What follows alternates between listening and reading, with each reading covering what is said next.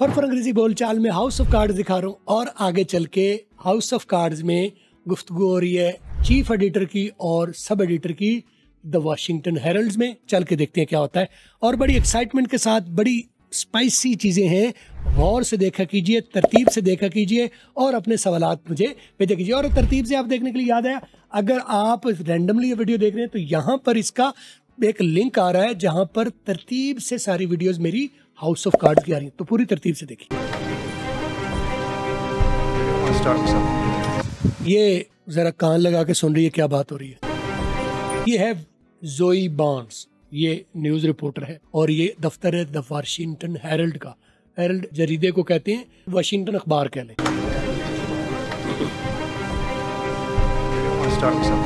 Get on start something, जरा पीछे से आ रही है, हम इसके ऊपर नहीं करते स्ट्रेस। वो जरा गौर से सुन रही है। Immigration, banking or education, but I'd say, मैं कहूँगा, I'd say, I'd क्या है, I would say, I would say, I'd say, I'd say, I'd say, ये अड और अर दोनों क्योंकि डी और टी बहन भाई हैं।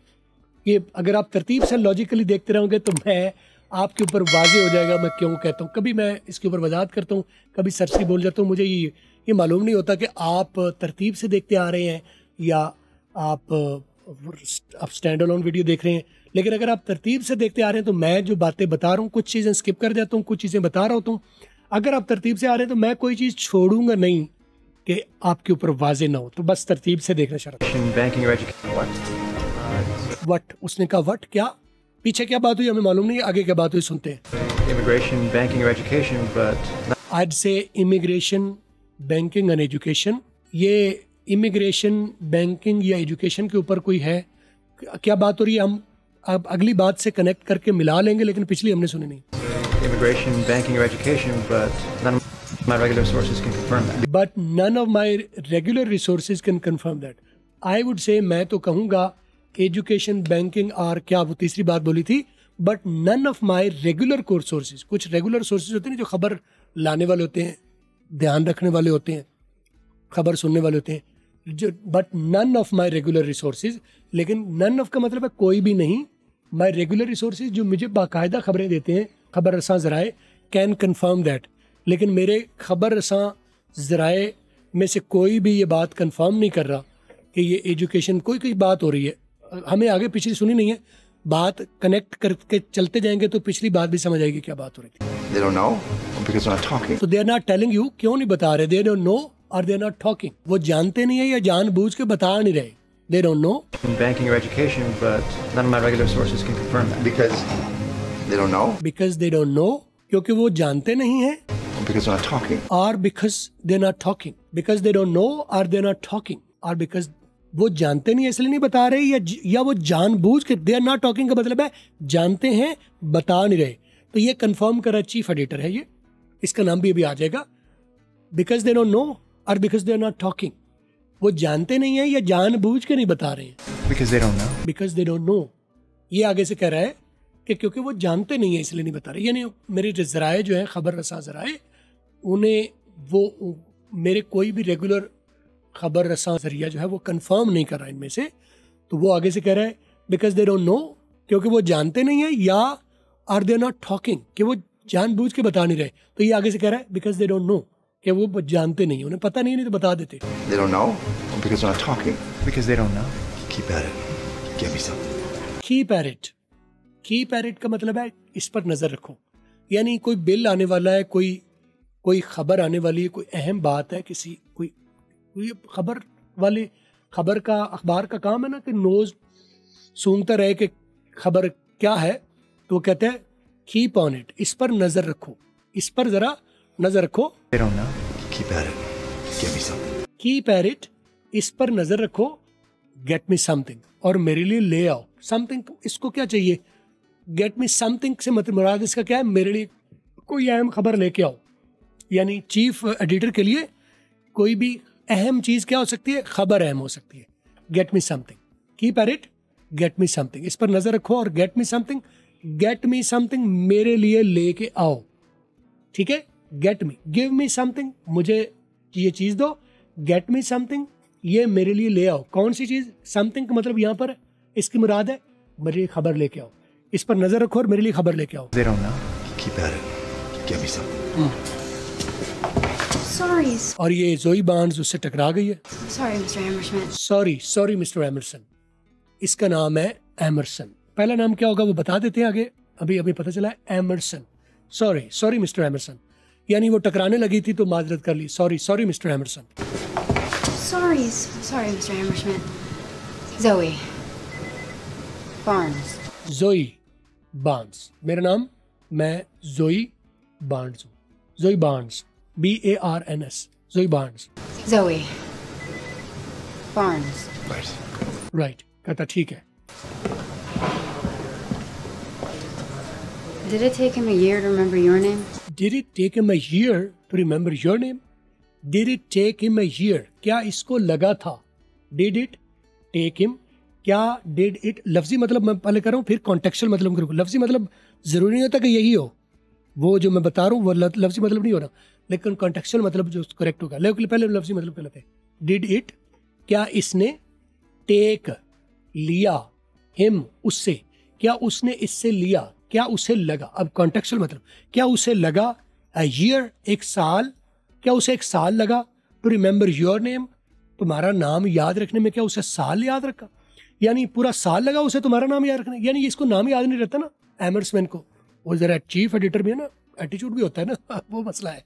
डिड इट, वो जरा कह रही है कि इतना इसमें आकड़ है जरा।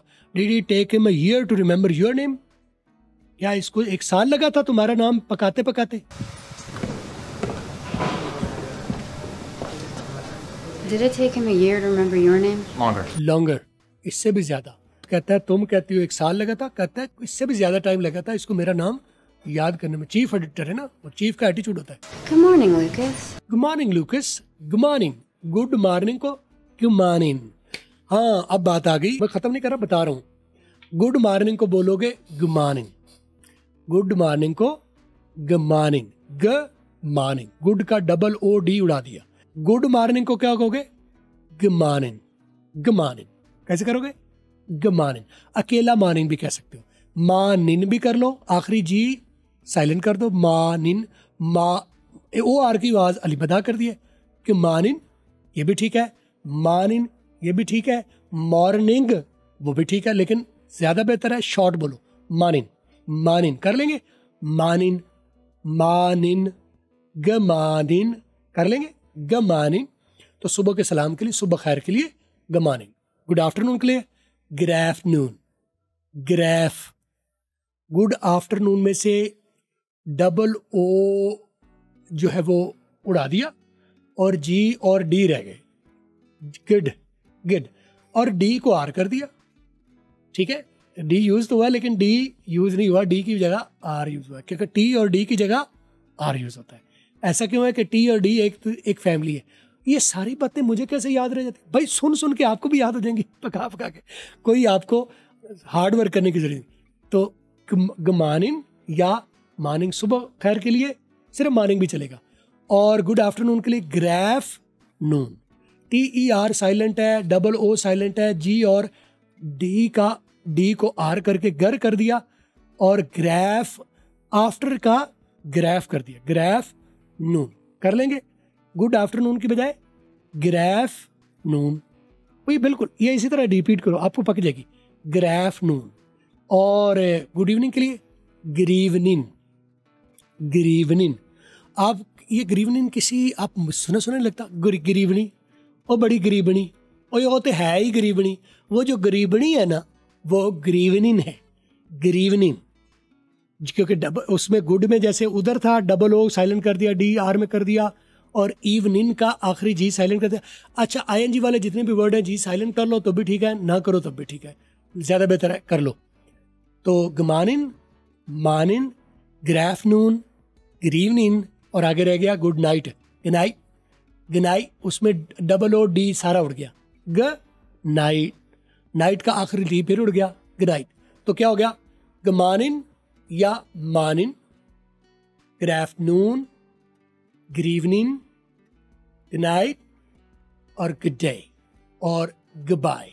ठीक हो गया, ये कर लेंगे आप, शाबाश, वेरी गुड हो गया। मैं फिर चलता हूँ, ये थोड़ी सी वीडियो लंबी है इसमें तफसीलात ज्यादा हैं। A year to remember your name? Longer. Good morning, Lucas. Good morning लूकस, good morning या खमॉर्निंग, खमॉर्निंग वो बोला गुड मॉर्निंग या, लेकिन वो तक जरा यूज टू हो के गमार्निंग गमार्निंग गमार्निंग। लूकस, लूकस इसका नाम है, इस लड़का खड़ा जो इसका है जोई बार्न्स, उसका नाम था चीफ एडिटर का एमर्समैन, और ये है लूकस जो खड़ा है आगे, Your name? Longer. ये लूकस है। Good morning, Lucas. What can I do for you, Zoe? What can I do for you, Zoe? What can I do? What can I do? What can I do for you, Zoe? आप भी इसी तरह बोलो, What can I do? What can I do? What can I do? Practice की करो। What can I do for you, Zoe? What can I do for you, Zoe?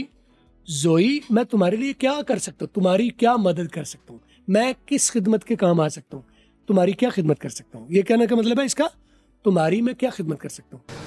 I am sick of the Fairfax County Council. I am sick of the Fairfax County Council. County होता है काउनी, बोला है county. I am sick. I am sick का मतलब है मैं बीमार हूँ।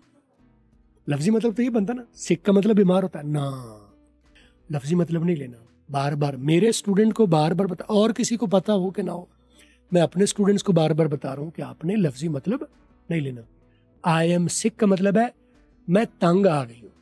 आई एम सिक ऑफ हिम, मैं उससे तंग आ गई हूँ, उसने मेरी जान खा ली है और मेरी जान अजाब में फंस गई है। आई am sick of the county council, यानी वो उसको एक काम दिया हुआ है। काउंटी काउंसिल कोई क्या है मुझे नहीं पता। I am sick of the Verifax county council. ये काउंटी काउंसिल का जो मेरे ऊपर है, ये मेरे लिए अजाब बना पड़ा है, इससे मेरी जान छुड़ा दो। बोलो, What can I do for you, Zoe? I am sick of the Fairfax County Council. You tell me every day. You tell me every day। ये बात तुम्हें हर रोज मुझे बताती हो। मुझे पता है दिल नहीं लगता तुम्हारा वेरीफैक्स काउंटी काउंसिल में, तुम्हें उलझन होती है, तुम्हें उससे दिल उचाट हो गया है, बट तुम मुझे हर रोज ये बताती हो, मूव मी ऑनलाइन, मुझे ऑनलाइन शिफ्ट कर दो ना। मुझे वेरीफैक्स कोई डिपार्टमेंट है, कोई फिजिकल डिपार्टमेंट है, वो कहती मुझे ऑनलाइन शिफ्ट कर दो ना, मैं किस अजाब में फंस गई हूँ। My own blog. My own blog, मेरे अपने ब्लॉग पर मुझे शिफ्ट कर दो, मुझे किधर फंसा के रख दिया आपने। ठीक है, Verifax county council, my own blog. Every day. Move me online. My own blog. First person, subjective, 500 words. Not gonna happen. I'll go. वो बता रही है कि मैं अपना कैसे लिखूंगी, मुझे एक ब्लॉग वाला काम दे दो, मुझे अखबार वाला काम वेरीफैक्स काउंटी काउंसिल के ऊपर। ये मुख्तलिफ प्रोजेक्ट होते हैं ना, किसी को बीट होती है, ये तुमने वो खबर लेनी है, तुमने उसके ऊपर रखना है, तुमने इसके बारे में रिपोर्टिंग करनी है, इसको कहते हैं बीट। ठीक है, तो वो कहती है मुझे उससे जान मेरी छुड़ा दो, मूव मी ऑनलाइन, माई ओन ब्लॉग, मैं अपना ब्लॉग लिखूंगी और उसकी तफसीलात बता रही हूँ। फर्स्ट पर्सन के मतलब मैं कहती हूँ, मैं ये करती हूँ, मैं ये करती हूँ, फर्स्ट पर्सन। अगर आप यू के बारे में तुम्हारा ख्याल है, तुम ये करते हो, ये ऑब्जेक्टिव है। फर्स्ट पर्सन होता ही सब्जेक्टिव है, first person subjective. My own blog. First person, subjective, 500 words. Not gonna. 500 words, 500 words का मैं आर्टिकल लिखा करूंगी, तो मुझे इससे जान छुड़ा दो मेरी, किधर पहुंच। ना गना हैव देम, ये तुम्हें नहीं मिलेगा, ये ना gonna have them. First person, subjective, 500 words. Not gonna happen. वो बोले you are not gonna have them, या ये ना गना हैव देम। ये ना क्या है, ये ना gonna have them, you are not gonna have them, you are not going to have them, ये तुम्हें नहीं मिलेगा। First person, subjective, 500 words. Not gonna happen. I'll go underground. I will go underground, मैं अंडरग्राउंड चली जाऊंगी, मैं छुप जाऊंगी। अंडरग्राउंड का मतलब ये नहीं है कि मतलब जमीन के नीचे चली जाऊंगी। जेर जमीन करने का मतलब है कि मैं नजरों से ओझल हो जाऊंगी, किसी को नजर ही नहीं आऊंगी। बिल्कुल। 500 words. Not gonna happen. I'll go underground. Back rooms. The urinals. Back rooms, the urinals. I'll win over staff members on the hill. They need a. I win over staff members on the hill, I'll win over staff members on the hill. They need a place to vent. They need a place to vent. इसके थोड़ा सा मैं तफसील बता देता हूँ। I'll go underground. Back rooms. पीछे मतलब अंडरग्राउंड, बैक रूम, यूरेनोस, पता नहीं बाथरूम होता तो नहीं कह रही। ठीक है, The urinals. I'll win over staff members on the hill. They need. I win over staff member on the हिल। वो ऑन द हिल का मतलब है ऊंचा। मुझे उसके लिए औखा भी होना पड़ा ना, ऊंचा भी जाना पड़ा, मुझे वक्त भी करना पड़ा, मैं कर लूंगी। आई विन ओवर, मैं उन्हें कन्विंस कर लूंगी, मैं उन्हें मना लूंगी, मैं उनमें से खबर निकाल लूंगी। ऑन द हिल्स का मतलब है बहुत ऊंचा भी जाना पड़े, मुझे बहुत सफर भी करना पड़े, मैं ये कर लूंगी। The urinals. I'll win over staff members on the hill. They need a place to vent. They need a place to vent, उन्हें जगह चाहिए जहां पर वो अपना गम गुस्सा निकाल सके। वेंट, VENT का मतलब होता है निकाल देना, कह दो, गुबार निकाल देना। उन्हें भी अपना गुबार निकालने के लिए जगह चाहिए। तो असल में ये वेरीफैक्स काउंटी काउंसिल की बीटी से मिली हुई है तुम अखबार के लिए, वो तुम उसके ऊपर रिपोर्टिंग किया करो। तो वो कहती है आई एम सिक ऑफ दैट, मेरा दिल चालू हो गया है तो मुझे ऑनलाइन शिफ्ट कर दो, मैं ब्लॉग लिखूंगी 500 वर्ड्स का, सब्जेक्टिव फर्स्ट पर्सन, तो मैं कुछ भी करना पड़े, मैं स्टाफ मेंबर्स जिनमें से खबर मैंने निकालनी होती है सीक्रेट, मैं वो कर लूँगी। और उन्हें भी अपना अंदर का बड़ास निकालने के लिए दे नीड अ प्लेस, उन्हें एक जगह चाहिए टू वेंट, बड़ास निकालने के लिए। वेंट का मतलब होता है वो असल में नाली होती है जो एसी का पानी, एसी का जो है ना, वो जो एसी की नाली लगी होती है जो गर्म हवा को बाहर और ठंडी हवा को अंदर ले आती है, वेंट। तो जो पाइप्स होते हैं ना, वेंट का मतलब होता है निकालना, तो निकालने वाले पाइप्स को भी वेंट कहते हैं और इसको वर्ब के तौर पर भी इस्तेमाल करते हैं। इसको यहाँ पर ये नाउन है, they need a place to vent. To vent का मतलब है वर्ब है, उन्हें भी कोई जगह चाहिए अपना गुबार निकालने के लिए। समझ आ गई आपकी? ठीक हो। Gossip column. No, we live members on the hill. They need a place to vent. A gossip column. तो गपशप का कॉलम लिखना चाहती हो तुम? Staff members on the hill. They need a place to vent. A gossip column. No, we lift the veil. और gossip column, गपशप करोगी तुम? गपशप करोगी ब्लॉग में? Need a place to vent. A gossip column. No, we lift the veil. No, मैं gossip नहीं करूंगी, वी लिफ्ट द वेल, हम हिला के रख देंगे। ये मैं ऐसे नहीं लिखूंगी कि हमें शुगल शुगल हो। We lift the veil, lift the veil का मतलब है बड़ी चीज को उठाना, यानी वक्त डाल देना। हम रोला डाल देंगे ये, यानी छोटा काम मैं गॉसिप गोसिप नहीं करनी, मैं हिला के रख दूंगी। Oh, they need a place to vent. A gossip column. No, we lift the veil. What's really going on? What's really going on, असल में चल क्या रहा है, हम बड़ी खबर करेंगे। This is the Washington Herald, Zoe. It's not TMZ. This is the Washington Herald Zoe, this is not TMZ। ये TMZ कोई और चीज है, ये कहता है ये वॉशिंगटन हेरल्ड है, TMZ नहीं है। वॉशिंगटन हेरल्ड अखबार, प्रिंट, साथ फिजिकल प्रिंट है, तो this is Washington Herald DD Zoe, not TMZ क्या है पता चल जाता है आगे। This is the Washington Herald, Zoe. It's not TMZ. Do you know how many people watch TMZ? हाँ, वॉच का मतलब है ये पढ़ने की चीज नहीं, ये देखने की चीज। वॉच तो देखे जाते हैं ना। डू यू नो, तुम्हें मालूम है क्या तुम्हें पता है? Do you know how many people watch TMZ? तुम्हें पता है कितने लोग TMZ को देखते हैं? हाँ, इसका मतलब है ये वॉच का मतलब है, अगर रीड होता तो अखबार होता फिजिकली, अगर वॉच है तो ये मतलब है कोई ऑनलाइन टीवी है। TMZ. Do you know how many people watch TMZ? I couldn't care less. I couldn't care less. हाँ, अब यहाँ पर एक और बात होगी, आई कुडंट केयर लेस, और इसको दूसरी तरह से कह सकते हैं आई कुडंट केयर मोर। खुन क्या है? Could not. कुड नॉट को रिड्यूस करेंगे तो क्या बनता है? कुडंट, जिसे लिखते हैं ना couldn't, I couldn't do that, तो आप उसे बोलोगे खुन do that. I couldn't care less, वो कहता है मुझे इसकी बिल्कुल परवाह नहीं। आई कैनॉट केयर लेस मतलब मुझे केयर मोर का मतलब है मुझे बड़ी परवाह है। आई कुडंट केयर लेस का मतलब है मुझे बिल्कुल परवाह नहीं, मुझे बिल्कुल परवाह नहीं है। आई कुडंट केयर लेस, मुझे कोई परवाह नहीं है। तो अगर कहता कि मुझे बहुत परवाह है, मुझे बड़ी फिक्र है, आई कुडंट केयर मोर। ठीक है। TMZ. Do you know how many people watch TMZ? I couldn't care less. Which is why print journalism is dying. Which is why, और यही वजह है the print journalism is dying. भाई लोग TMZ देखते हैं, ऑनलाइन देखते हैं, वो कहता है मुझे परवाह ही नहीं है कि ऑनलाइन देखते हैं, और वो आगे से कहती है यही वजह है कि प्रिंट जर्नलिज्म डाई कर रही है, मर रही है, खप रही है, ये खत्म हो रही है, इसका वजूद खत्म हो रहा है। क्यों? कि लोग ऑनलाइन की तुम परवाह नहीं कर, भाई वो लोग वो चीज़ अहम है तो परवाह करना पड़ेगी ना। Which is why print journalism is dying, यही वजह है कि प्रिंट जर्नलिज्म डाई कर रही है। I couldn't care less. Which is why print journalism is dying. Then it'll die with dignity, at least at this paper. You are then it will die with dignity, तो फिर it will die, ये खत्म हो जाएगी with dignity, पूरे व्यापार के साथ, पूरे वजन के साथ, पूरी इज्जत के साथ। तो मरना है, अगर ये खत्म हो ही रहा है, अगर सफाया इसका होना ही है, तो फिर कम अज कम ये इसका सफाया इज्जत के साथ होना चाहिए।